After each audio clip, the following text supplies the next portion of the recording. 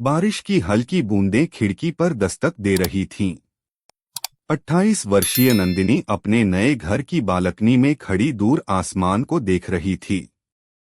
यह घर छोटा था, लेकिन उसकी हर ईंट में उसकी मेहनत, उसके आंसू और उसके सपने बसे थे। आज गृह प्रवेश था, लेकिन घर में न ढोल था, न रिश्तेदारों की भीड़। सिर्फ एक दीपक जल रहा था और उसके चेहरे पर संतोष की मुस्कान थी। तभी दरवाजे की घंटी बजी। दरवाजा खोला तो सामने उसकी माँ और पिता खड़े थे। उनके पीछे उसका भाई और भाभी भी थे। माँ की आंखें नम थीं। बेटी, बिना बताए इतना बड़ा घर खरीद लिया? नंदिनी मुस्कुरा दी। हाँ माँ, क्योंकि पहली बार मुझे ऐसा घर मिला है जहाँ कोई मुझे यह नहीं कहेगा कि यह तुम्हारा घर नहीं है। इतना सुनते ही सब चुप हो गए। उसे बचपन याद आने लगा। नंदिनी जब छोटी थी तब हर गलती पर एक ही बात सुनती, बेटी यह घर तो पराया है, एक दिन ससुराल चली जाओगी। वह सोचती, अगर यह मेरा घर नहीं तो मेरा घर कहाँ है। समय बीतता गया। उसने पढ़ाई में नाम कमाया, नौकरी पाई, लेकिन घर में उसकी पहचान हमेशा पराई अमानत भी रही। फिर उसकी शादी अभिषेक से हुई।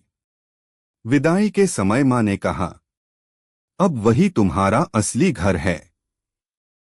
नंदिनी ने आंसू पोंछकर सिर हिला दिया।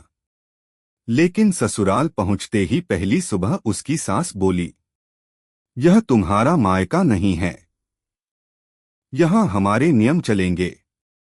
कुछ दिन बाद पति ने भी गुस्से में कह दिया, अगर इतना ही पसंद नहीं है तो अपने घर चली जाओ।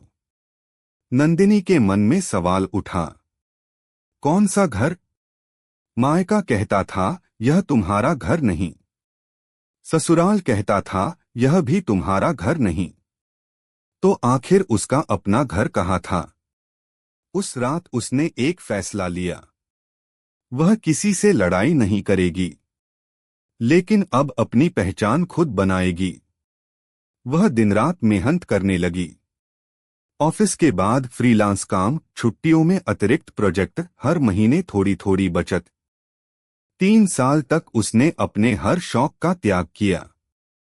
एक सपना था, एक ऐसा घर जहां मुझे किसी की इजाजत से नहीं, अपने अधिकार से रहना होगा। उसे नहीं पता था कि यही फैसला एक दिन उसके पूरे परिवार की सोच बदल देगा। नंदिनी ने अपने सपने को किसी से साझा नहीं किया। वह जानती थी कि लोग उसका मजाक उड़ाएंगे। ऑफिस में लोग कहते, इतनी मेहनत क्यों करती हो? पति कमाता है, आराम से रहो। वह बस मुस्कुरा देती। उसे किसी को जवाब नहीं देना था, उसे अपने सपने को जवाब देना था। धीरे धीरे उसकी बचत बढ़ने लगी। उसने निवेश करना सीखा, खर्चों पर नियंत्रण रखा और हर महीने अपनी कमाई का एक हिस्सा अलग रखती रही। उधर ससुराल में बातें बदलने लगीं। एक दिन सास ने ताना मारा, दिन रात नौकरी करती रहती हो, बहू का ध्यान घर पर होना चाहिए। नंदिनी ने शांत स्वर में कहा, मैं घर का भी ध्यान रखती हूँ और अपने भविष्य का भी। यह जवाब किसी को पसंद नहीं आया। कुछ दिनों बाद अभिषेक का व्यापार अचानक घाटे में चला गया। आर्थिक परेशानियां बढ़ने लगीं। घर में तनाव का माहौल बन गया।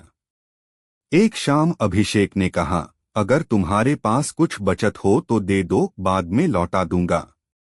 नंदिनी ने बिना कोई सवाल किए अपनी कई वर्षों की बचत उसके हाथ में रख दी। अभिषेक हैरान रह गया, तुमने इतने पैसे कैसे बचाए?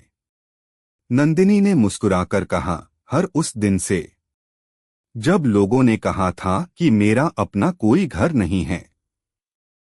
अभिषेक की आंखें झुक गईं।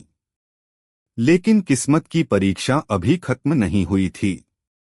कुछ महीनों बाद व्यापार फिर डूब गया। इस बार घर बेचने तक की नौबत आ गई।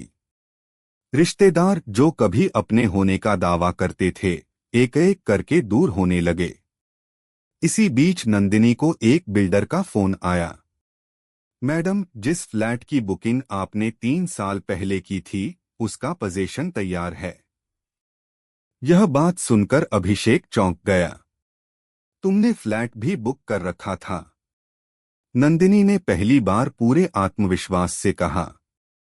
हाँ, क्योंकि मुझे एक ऐसी जगह चाहिए थी जहां कोई मुझे यह न कह सके कि यह घर मेरा नहीं है।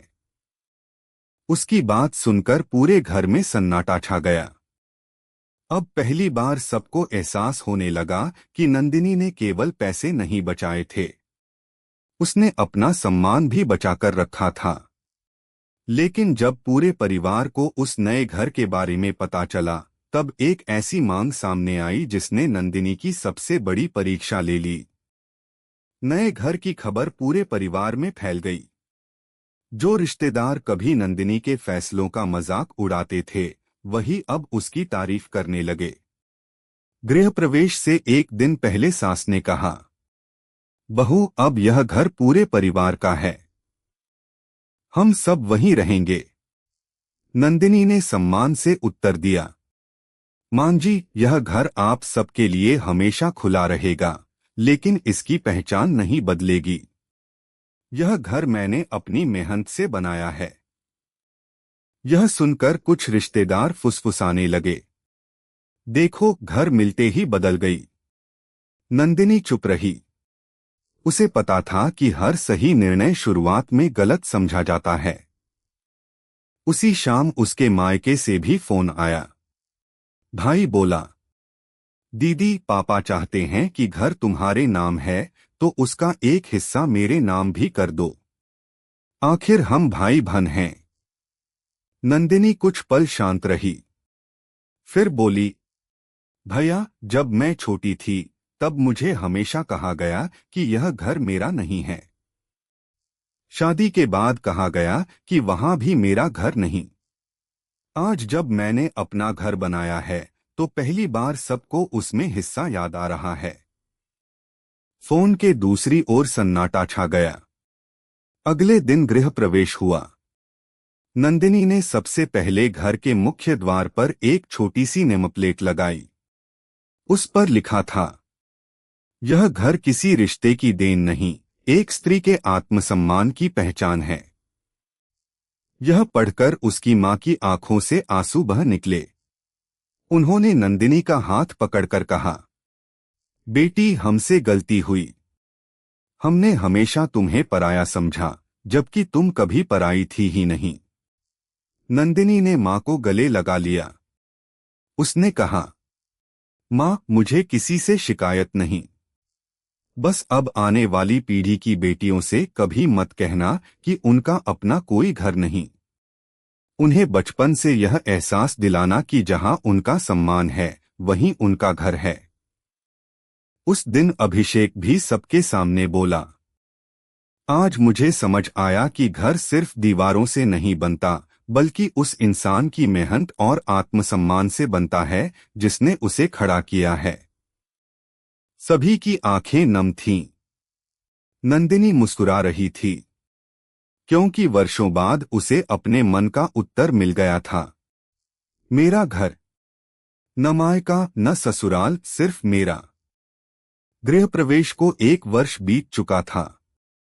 नंदिनी का घर अब सिर्फ उसका आशियाना नहीं, बल्कि कई महिलाओं के लिए प्रेरणा बन चुका था। हर महीने वह अपने घर में एक छोटी सी बैठक आयोजित करती, जहां लड़कियां और महिलाएं वित्तीय साक्षरता, बचत और आत्मनिर्भरता के बारे में सीखतीं। एक दिन उसी बैठक में एक कॉलेज की छात्रा ने पूछा, दीदी, क्या हर लड़की का अपना घर होना जरूरी है? नंदिनी मुस्कुराई और बोली, जरूरी घर नहीं, जरूरी है अपनी पहचान, अपने फैसलों का अधिकार और आत्मसम्मान। अगर वह है तो जहां भी रहोगी वही तुम्हारा घर होगा। उसी समय उसकी मां उठीं और सबके सामने बोली, मैंने अपनी बेटी से सबसे बड़ा सबक सीखा है। मैंने अपनी पोती से कभी नहीं कहा कि यह घर उसका नहीं है। मैं उससे हमेशा कहती हूँ, यह घर भी तुम्हारा है और तुम्हारे सपने भी तुम्हारे हैं। पूरा कमरा तालियों से गूंज उठा। नंदिनी ने दरवाजे पर लगी वही नेमप्लेट देखी। यह घर किसी रिश्ते की देन नहीं, एक इंसान की मेहनत और आत्मसम्मान की पहचान है। उसने मन ही मन सोचा, घर ईंट और सीमेंट से नहीं बनता। घर वह जगह है जहां इंसान को सम्मान, अपनापन और अपने होने का अधिकार मिले। उस दिन से उसकी कहानी सिर्फ एक महिला की कहानी नहीं रही, बल्कि उन सभी लोगों की कहानी बन गई जो अपने दम पर अपनी पहचान बनाना चाहते हैं।